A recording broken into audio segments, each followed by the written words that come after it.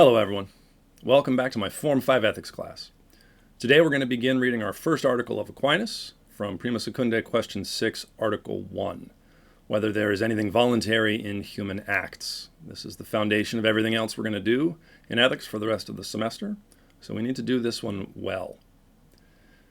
I assume in this video that you've already taken your best shot at reading the article yourself and taking notes on it. For those of you that are taking my class for credit, I assume you've made your discussion post on the online classroom, and you've either found the reading very difficult and perhaps incomprehensible, and you're here for help, or you found it to be very easy and therefore probably missed most of the important content.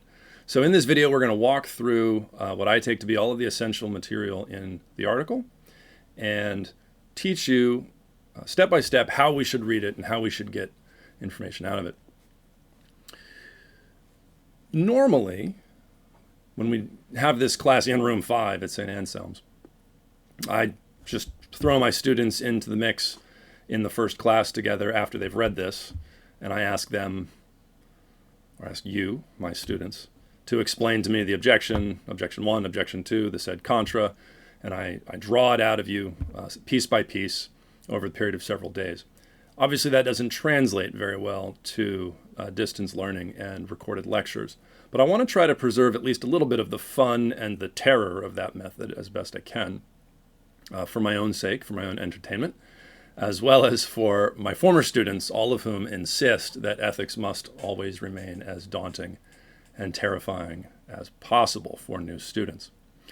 So rather than create a video where I just give you the bottom line answers and what I take to be the correct overview take on the article, we're going to just dive in with objection 1, and we're going to work through it step by step, and we're going to assemble our understanding of the text.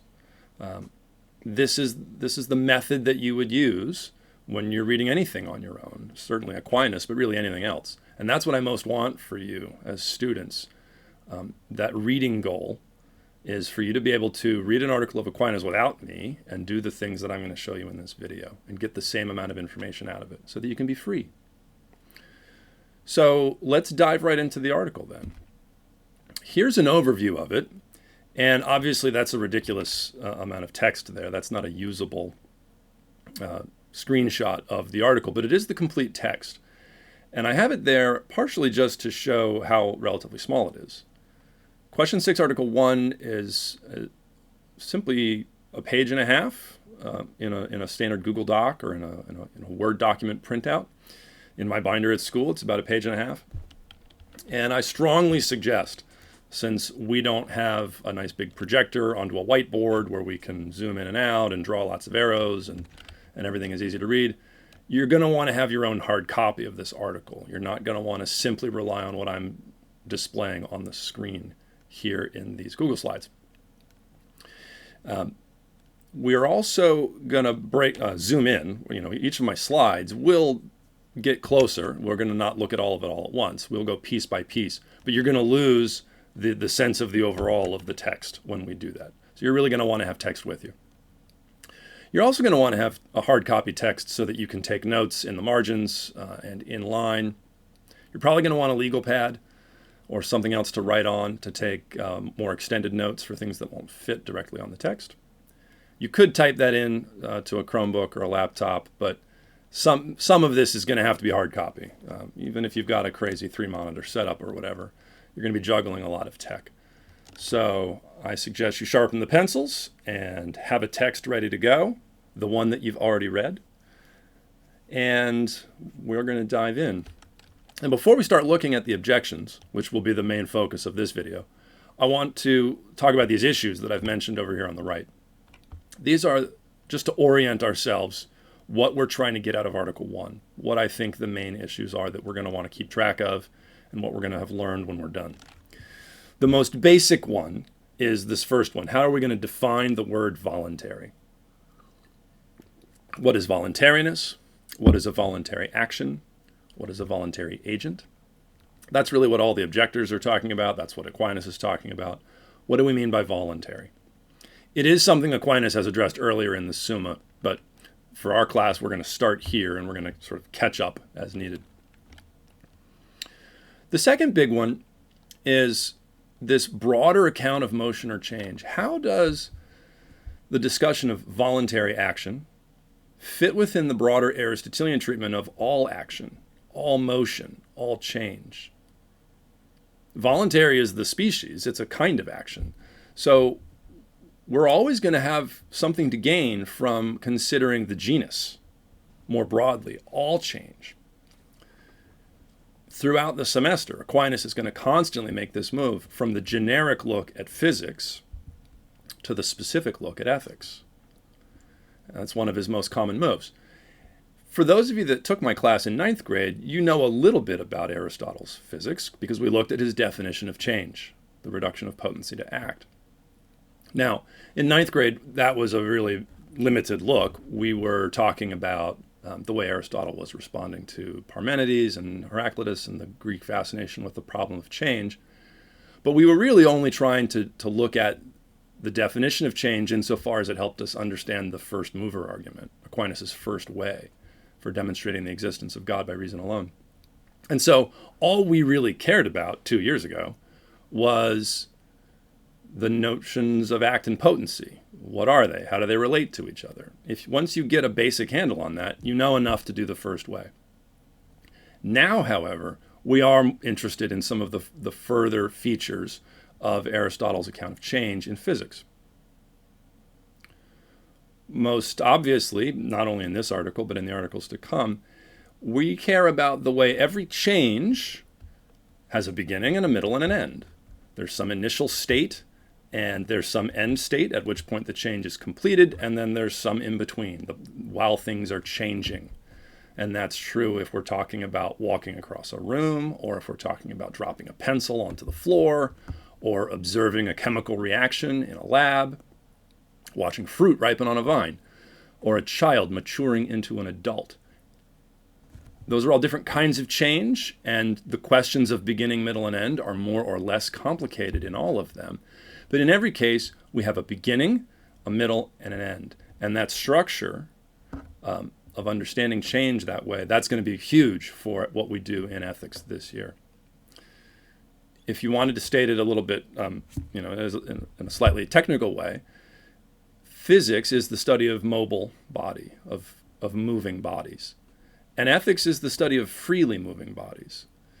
What exactly that means and how that works remains to be seen. That's what we'll look at this semester. But we're actually just doing a subset of physics, a weird kind of physics, every time we're doing ethics. And then our first look at that is going to be in this article. Now, another big thing that comes up in Article 1 is a challenge. There's a serious obstacle to talking about humans being voluntary in some way. And we're going to see what that is when we get into the first two objections. It's going to be really obvious. But I've stated it here. Objects move us.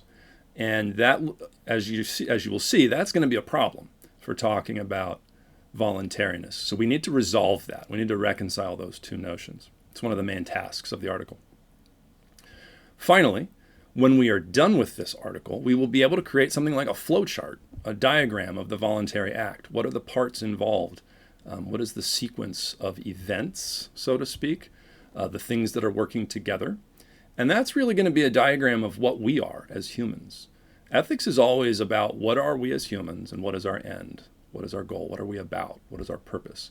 Those questions are always very, very intimately bound up in what we do in ethics in the Catholic tradition. So we're going to have a diagram of what a human is in a very particular way, a very particular look at what it means to be human when we are done. And with that, I think we've said enough. I think it's time to get into the objections. So here on the left, you can see I've zoomed in on objection 1. And I think I'll start each of these by reading the text, start to finish. I'm going to omit citations for a reason that I'm going to explain in a minute. So I'm going to skip over a couple of those words. And then we're going to simplify that text, make it a lot easier to see what objection 1 is really all about. So, objection 1. It would seem that there is nothing voluntary in human acts, for that is voluntary, which has its principle within itself, as Gregory of Nyssa, Damascene, and Aristotle declare. But the principle of human acts is not in man himself, but outside him. since man's appetite is moved to act by the appetible object, which is outside him, and is, as a mover, unmoved. Therefore, there is nothing voluntary in human acts.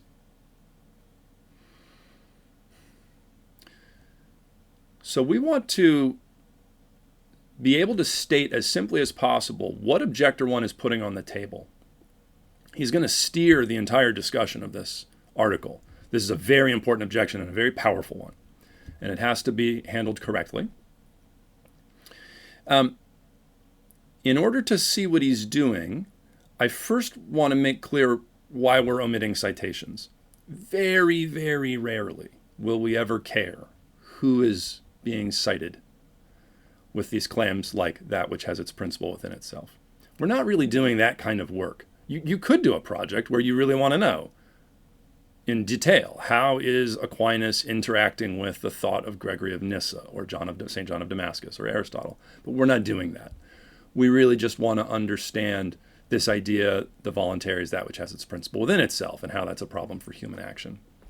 So we're going to safely omit those things. It ends up clogging up the screen, and when you're first starting out, I think it ends up clogging up some of your brain power anyway. If a citation ever matters, I'll tell you. It's probably worth mentioning that when Aquinas lists authors like that, he does not list the books that they wrote. He only lists the authors. So in the Latin, it says Gregory of Nyssa, Damascene, and Aristotle. And the editors have helpfully, for your benefit, or for mine, added in parenthetical the book that is being cited. In the case of Aristotle, it's Ethics, Book 3, and in the case of St. John of Damascus, it's On the Orthodox Faith. And in the case of Gregory of Nyssa, St. Gregory of Nyssa, it's a little different. You can see the parenthetical is actually square brackets. That's because Aquinas had in front of him a manuscript, a book written on the nature of man, and he thought it was written by St. Gregory of Nyssa. And we now think, for a variety of reasons, that it was not written by Gregory of Nyssa, that it was written by another man, Nemesius. And so the editor is helpfully indicating that there's a textual critical issue here, and if you actually wanted to go look up the reference, you would not be looking for a book by Gregory of Nyssa, but rather by this man, Nemesius. But again, none of those things really matter. You can pretty much delete those 3 lines of the screen there, and we'll be fine. The citation at the bottom is a little different. We can omit it as well, but you'll notice there's no author given. To the best of my knowledge, there's only 2 times where where you'll see a citation like this with no author. And that's when the author is God in sacred scripture, and you're just expected to know that John 15:5 is the Gospel of St. John. Or it's Aristotle, and that's what we have here. Aristotle is Aquinas' primary philosophical source, and this is his very famous book, De Anima, Book 3. Now again, for those of you who had my class in 9th grade, I've taught you a little bit from De Anima. De Anima is Aristotle's very famous work on living things. What is the difference between living things and non-living things? And the distinctions among kinds of living things. So for those of you that had my class in 9th grade, you should hopefully recollect the 3 souls theory. This is where we talk about vegetal, animal, rational, and the powers proper to each of those kinds of things. De Anima, Book 3, we're looking at some issues with rationals. But again, for trying to just state as simply as possible what Objector 1 is getting at, it doesn't really matter that it's Aristotle in De Anima. So what is the objector's issue? I expect my students to be able to answer 2 very basic questions here. One of them is, what is Objector 1 saying about voluntariness? And then 2, why is that a problem for the thesis that humans have voluntary action? If you can do that already, great. If not, let's simplify things a little bit further. On the right, we have Objection 1 with a bunch of extraneous stuff stripped out.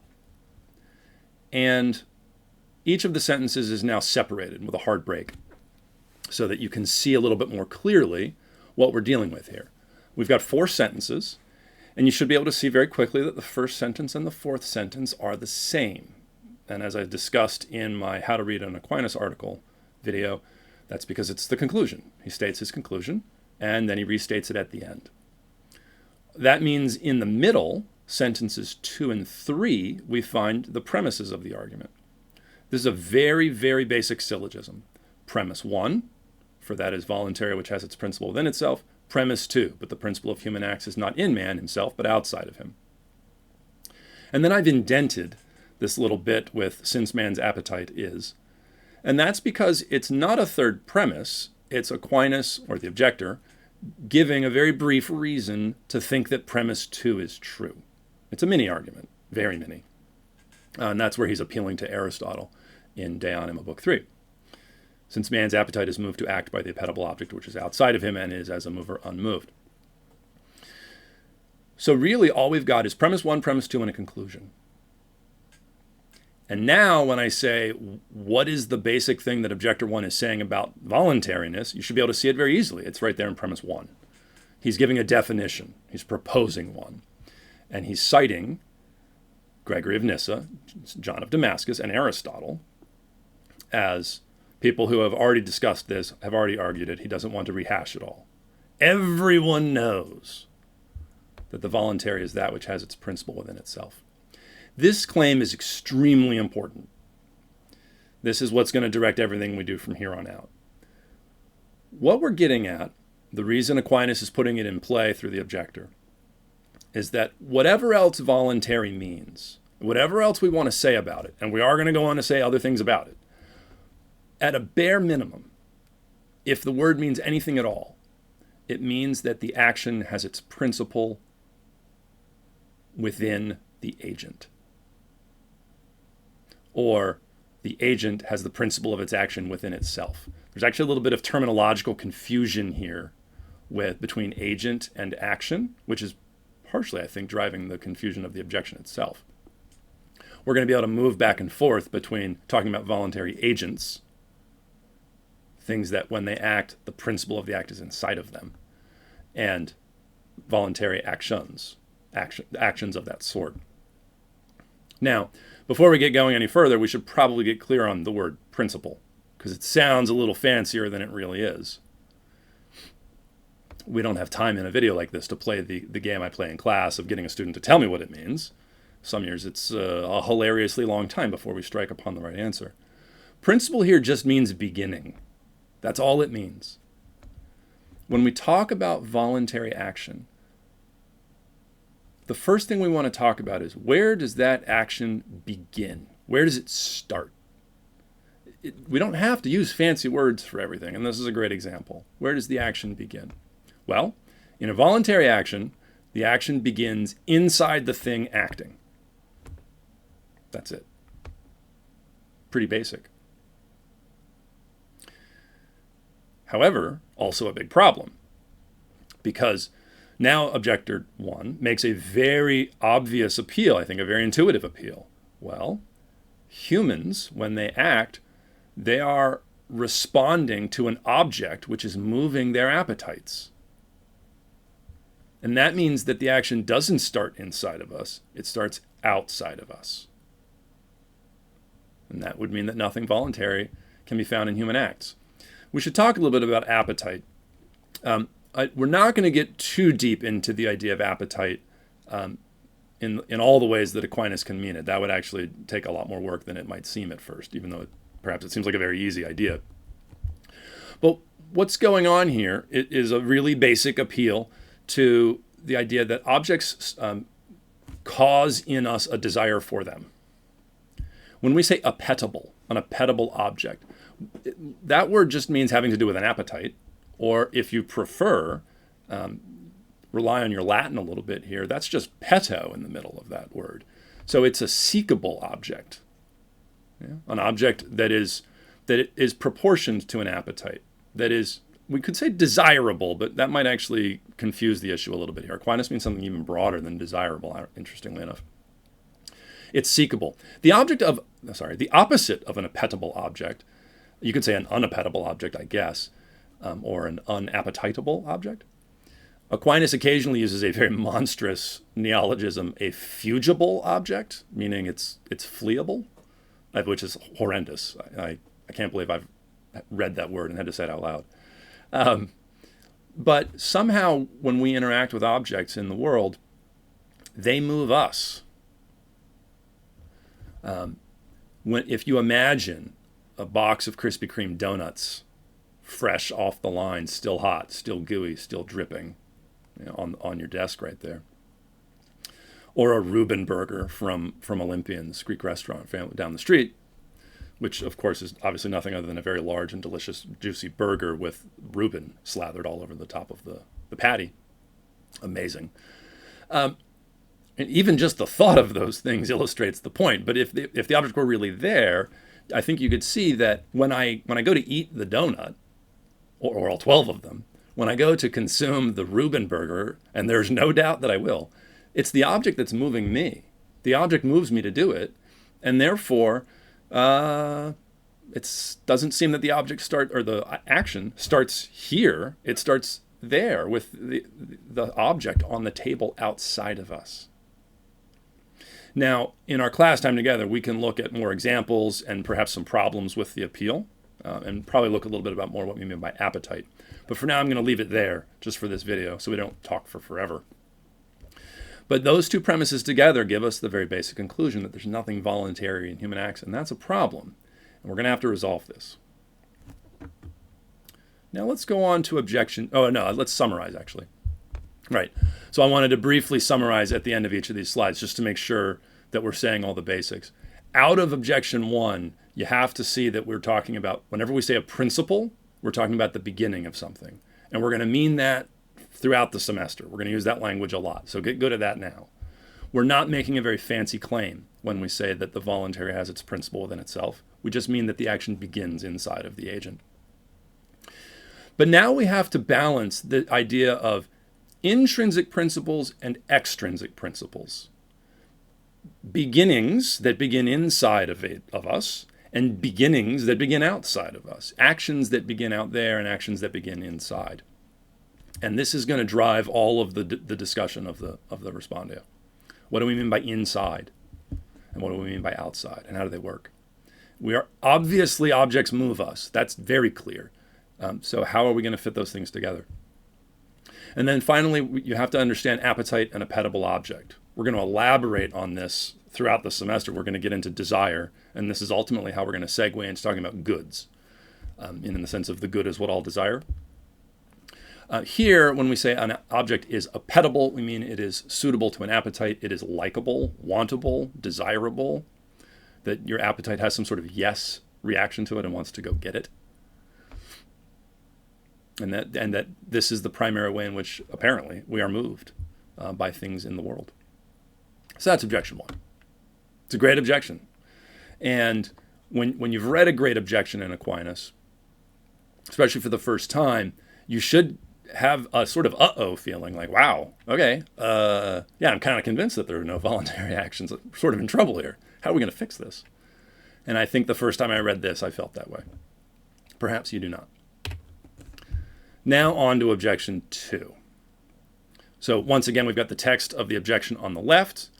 We're going to talk a little bit about simplifying it and breaking it up into its component pieces on the right. First, I'll read it out loud. Objection 2. Further, the philosopher proves that in animals, no new movement arises that is not preceded by a motion from without. But all human acts are new, since none is eternal. Consequently, the principle of all human acts is from without, and therefore there is nothing voluntary in them. Now, before we get going with the content here, we have another good procedural point. We're going to omit citation for the same reason that we talked about before, but this citation deserves a little comment because we're talking about this guy, the philosopher. If you know even a little bit about Aquinas, it's possible you already know what's going on here. Very famously, Aquinas, and really his contemporaries, he doesn't invent this policy or this practice. In that era, Aristotle was considered so foundational and such a giant in the field and so frequently cited as a philosophical source that you just didn't say his name. You just called him the philosopher. Nobody in the 13th century is confused about who Aquinas means by the philosopher. It's Aristotle. And that's pretty crazy because they are familiar with the existence of Plato. We don't really have anything like this anymore, where someone becomes such a giant in their field that you could just name the profession and then you'd know who we're talking about. I guess maybe the closest, and it still doesn't quite get there, but the closest, I guess, is Einstein as the physicist. He's certainly the most famous physicist in a pop culture sense. He's the go-to answer who we'd be talking about. But we don't actually think of him as, well, obviously, it's just Einstein and everybody else you have to name. It's not quite like that. The other thing to notice here is that phys, in the citation, is physics, which we're going to see a lot. Physics, Book 8. And in this case, we are alluding to a proof that Aristotle gives about animals, and how that is going to make a big difference in how we think about voluntariness for humans. So, how are we going to simplify this? This objection is a little sneaky. On the one hand, it appears to violate one of the rules that we just talked about a minute ago, and that I was just bragging about in Aquinas. We do not see the conclusion repeated at the beginning and at the end. It is that final sentence, there is nothing voluntary in human acts, is not reflected in the first line. So that's one problem. Another problem is, as you can see from my ellipsis there's actually a missing premise. It's not too big a deal, but it's something that we should look at. Aquinas has glossed over something. And so what are we doing here? This one's a little odd.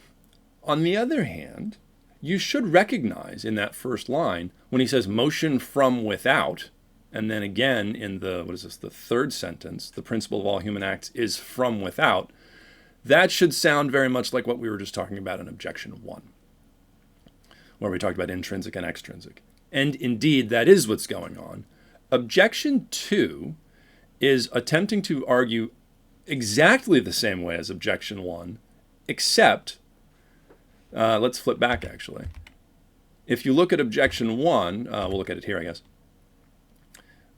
Objection 2 is using all of the same premises. Sentence 1, Sentence 2, Sentence 3. All Objector 2 is doing is giving a different reason for premise 2. But the principle of human acts is not in man himself, but outside of him. Objector 1 uses this citation from Aristotle, the idea that we're moved by objects. Objection 2 gives all of this. So this is an alternative way to establish the same second premise. As a bottom line, they're actually not different at all.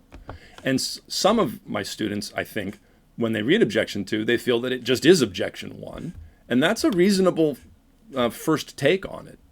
If you're only interested in getting to a relatively quick bottom line answer, it doesn't really seem like we need Objection 2.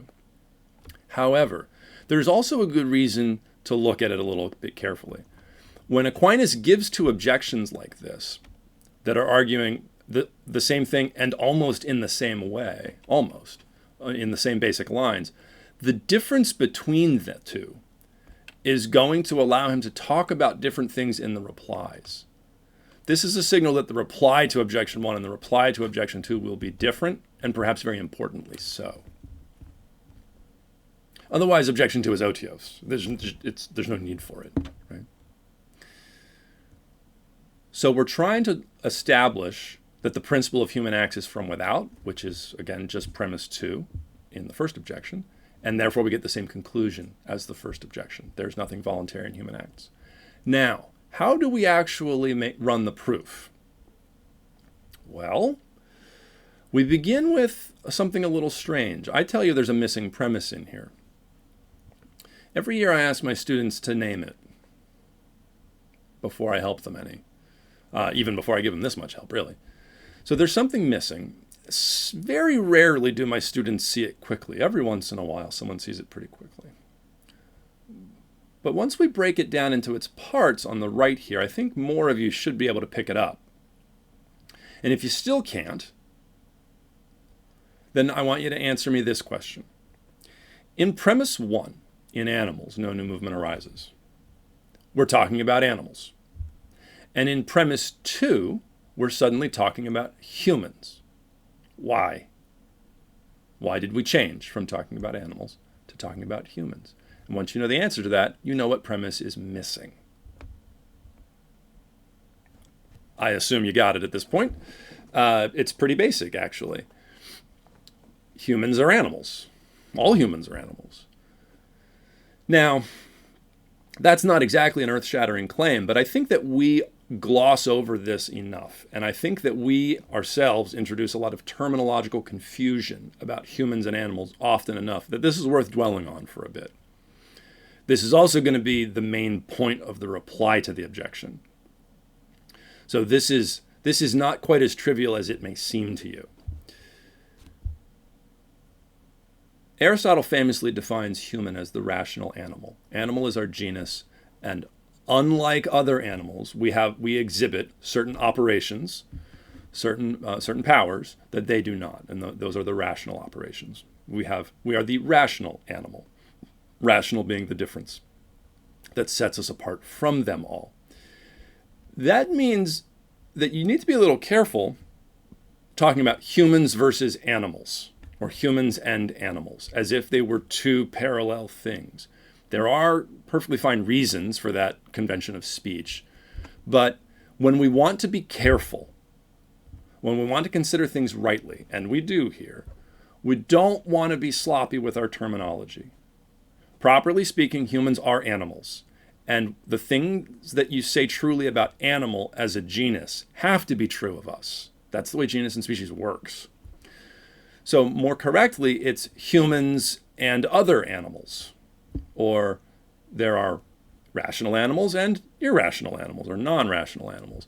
This is, in a way, the origin of the idea of brute animal. Right? There's rational and there's the not rational, the brute animal.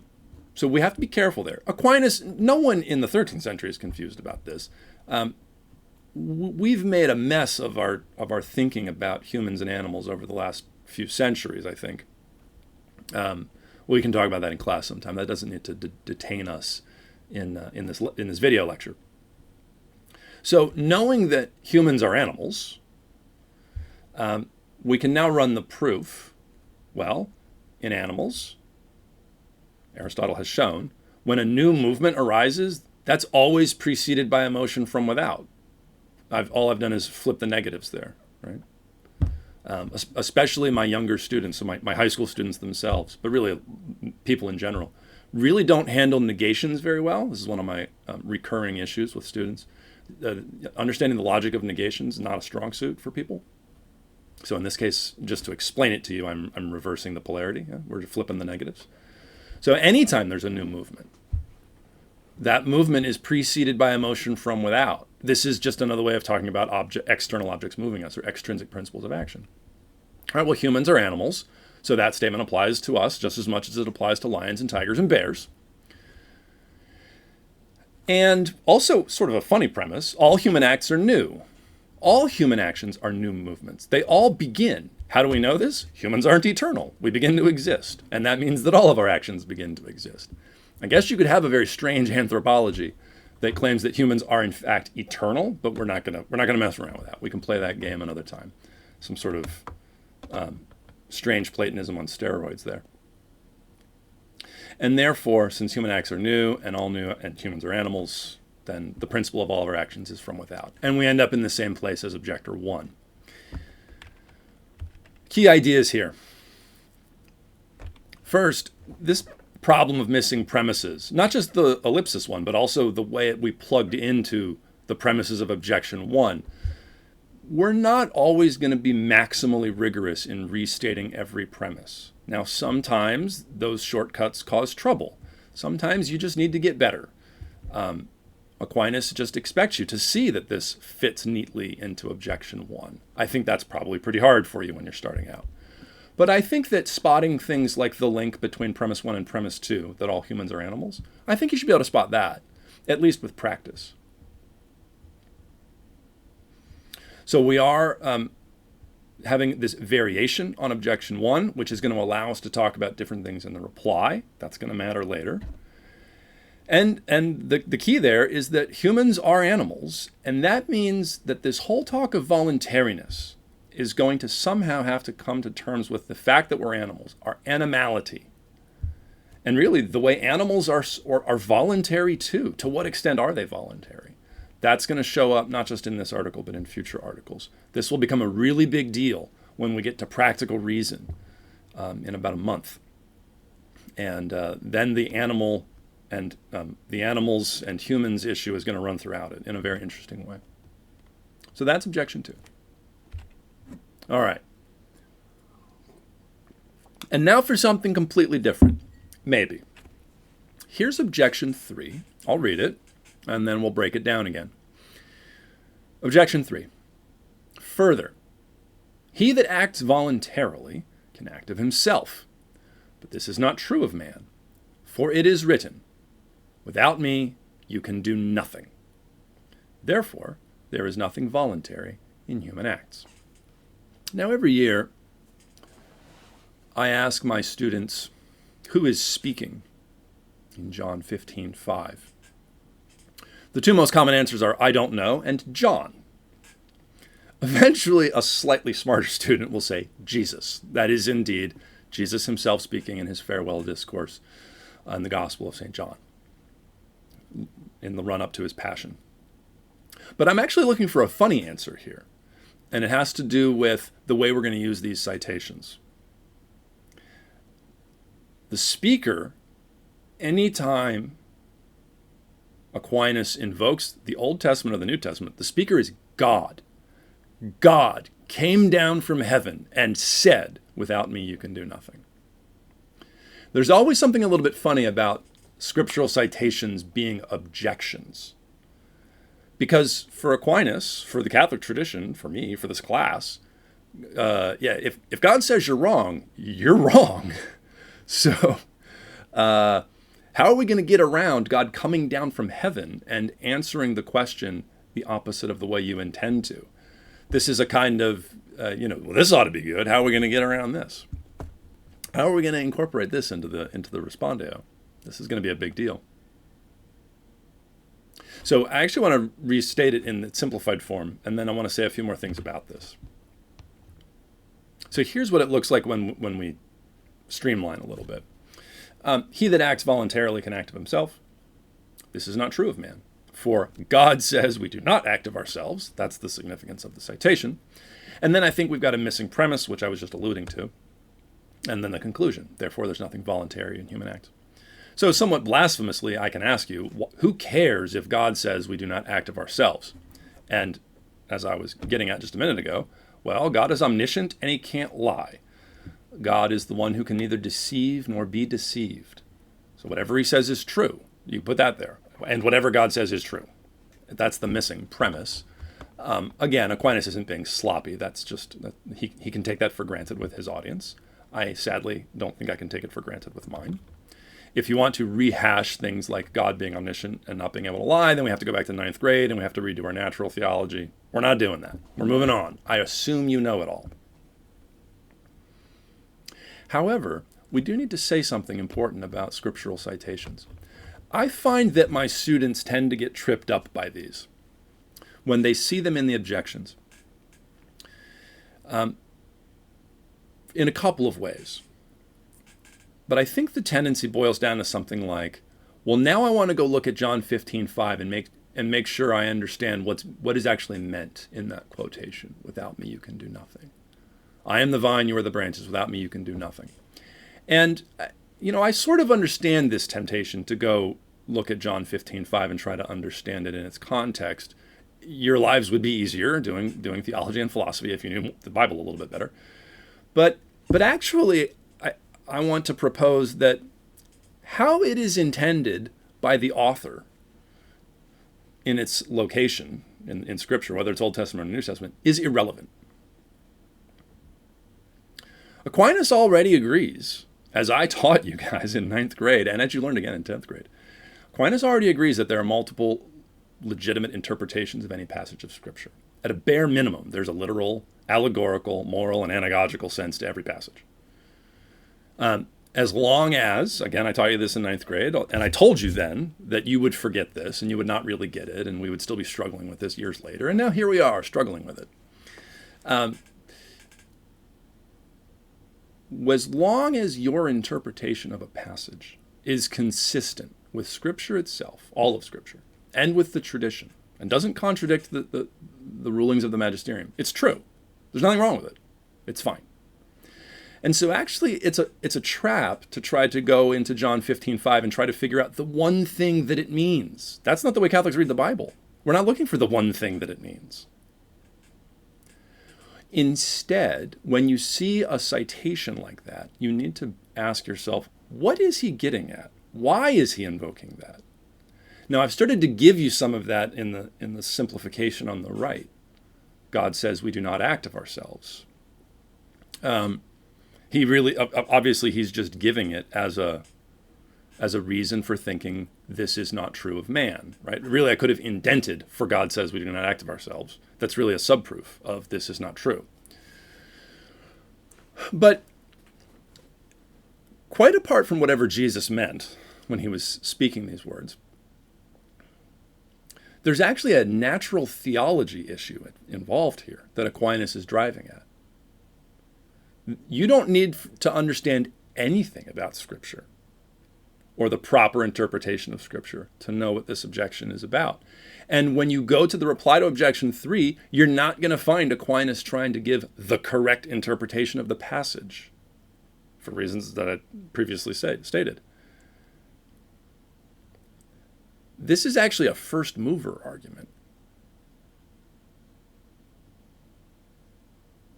Essentially, he's using the scriptural citation as a shorthand for saying, remember all that natural theology about the first way, second way, all of the ways, the first three for sure.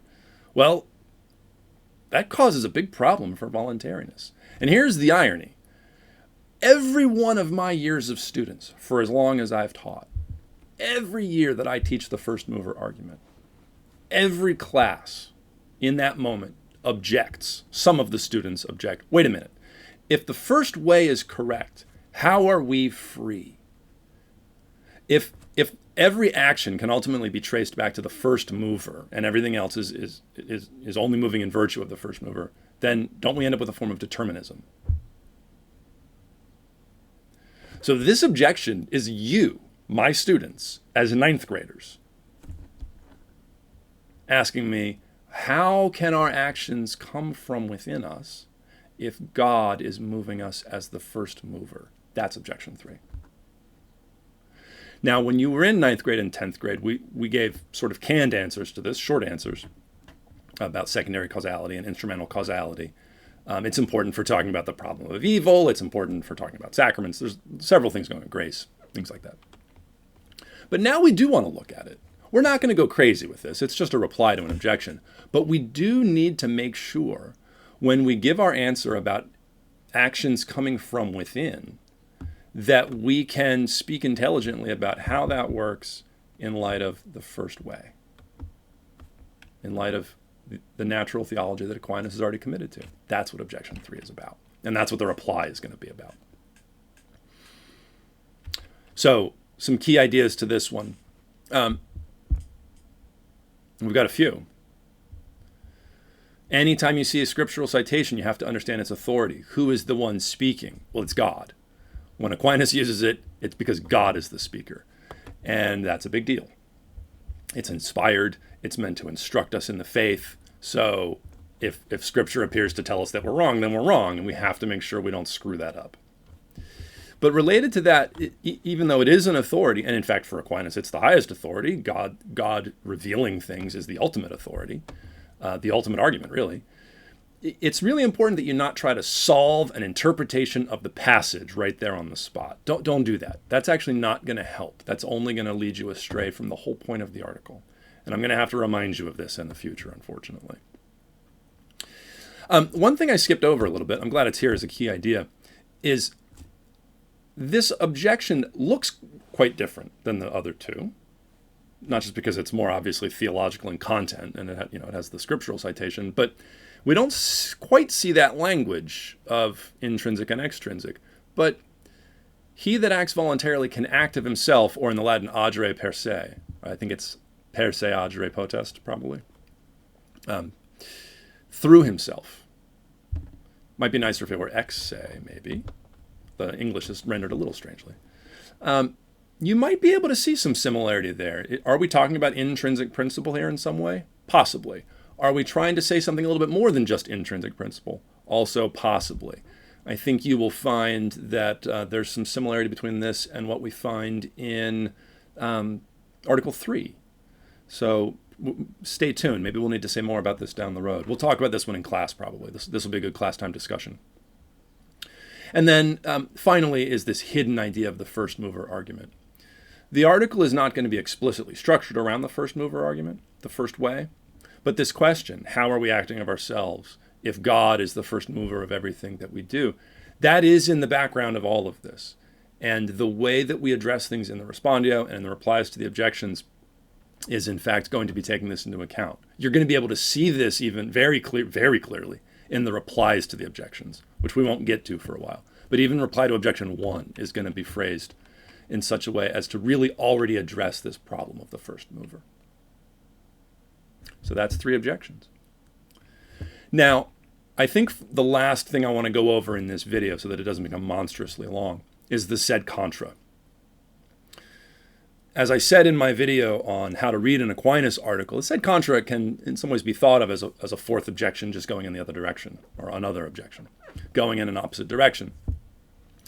And I think this one, it makes a lot of sense to treat this one with the objections here. Remember, this isn't just the answer. But knowing that, it turns out, I think this Sed Contra is a little hard if we're going to really try to get as much out of it as possible. Let me read it, and then we'll go to the simplification. On the contrary, Damascene says, in the Orthodox faith, that the voluntary is an act consisting in a rational operation. Now, such are human acts. Therefore, there is something voluntary in human acts. It's very short. And if you read it quickly, as all of my students do, it sounds a lot like a nuh-uh Sed Contra. And to be fair, sometimes the Sed Contras in the Summa that we read this year will not be the deepest things ever. Sometimes they really will be pretty close to nuh-uh. But this one's not, I don't think. In fact, this one is going to require a little bit of explanation. First, as usual, I'm going to strip out the citations. St. John of Damascus again, same book, same part of the book as was seen in Objection 1. There's some humor there, which we can talk about later. And I'm actually going to make a small alteration to the English here. The English as you have it in the text that I link for you in class is the voluntary is an act consisting in a rational operation. I'm not a big fan of that translation. This is a reason to learn a little Latin. I wouldn't go so far as to say that it's just wrong, but the Latin is just qui est, right? It's an act which is a rational operation. And I think that consisting, while that is a reasonable way to try to say it is a rational operation, I think it muddies the waters a little bit. I think it needlessly raises questions of, what do we mean consist here? Is there something, is there some composition I need to worry about? Is there some kind of like, are we talking about parts and wholes? It's very simple. A voluntary act is a rational operation.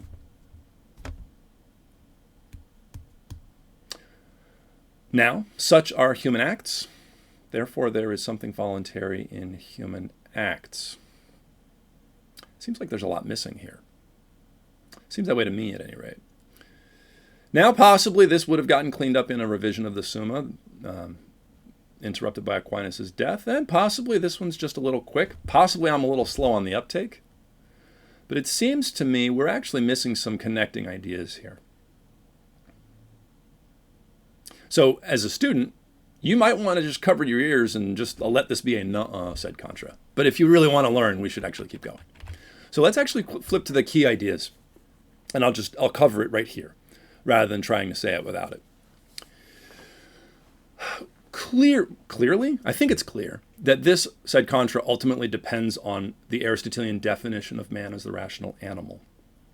very much in the way that the second objection started to raise, ironically. So in some ways, the second objection and the Sed Contra are related in that way. In another way, the first objection and the Sed Contra are related because they're actually both tied through St. John of Damascus. So it seems to be something like this. A voluntary act is a rational operation. Well, why should we think that human acts are rational acts? That's what he's saying, right? The second premise, when he says, now such are human acts, he means human acts are rational operations. Even if both of those are true, it's not immediately obvious how we get to the idea that there's something voluntary in human acts. It seems like, there's more than one rational operation. Okay, voluntary is one of them. Cool. But we could say that human acts are rational operations, just not the voluntary one. I think the Sed Contra has a hidden premise about that being impossible. I think. Let's clarify something that's going to be useful both now and later. Human acts. When he says human acts, he does not mean all the things that humans happen to do. He means acts that are proper to humans. Because there's lots of things that humans do that everything does. Humans fall when you drop them out of an airplane. Most things do that. Well, everything with sufficient density does that. Humans respirate. Lots of things respirate. Humans reflect light. So lots of things that humans do are not, properly speaking, human acts. They're acts common to many things, or in some cases common to all things. When he says human acts, he means properly human acts, the mark of their species. And so occasionally you'll see, I don't remember if it's this article or one we're going to look at later. I think it's later in this article. It's in the replies. He makes a distinction between human acts and acts of man, acts of a human.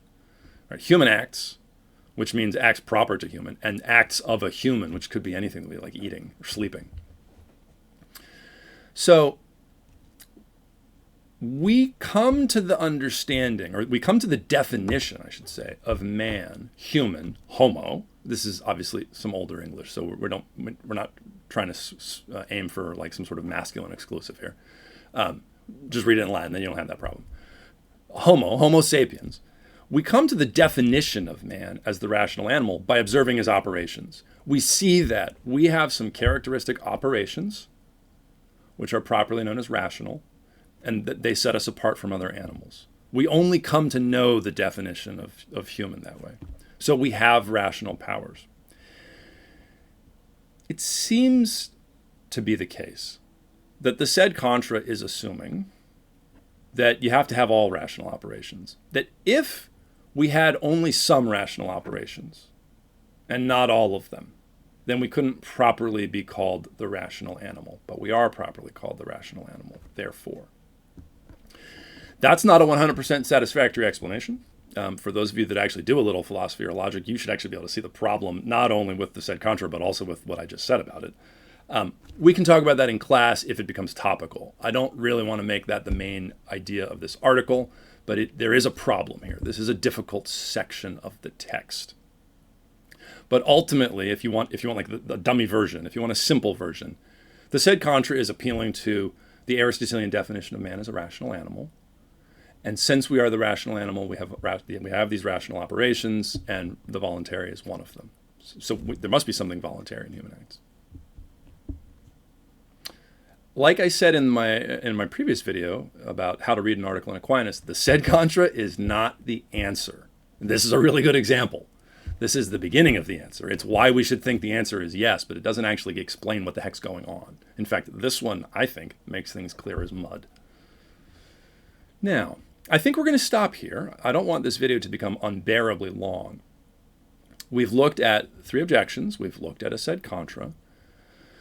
And they've all pushed us in the direction of worrying about intrinsic and extrinsic principles, how we relate them, and how do actions come from within a thing. Next up, we'll go to the Respondio, and that will take another probably full-length video all on its own. And then we can come back and finally clean up the replies.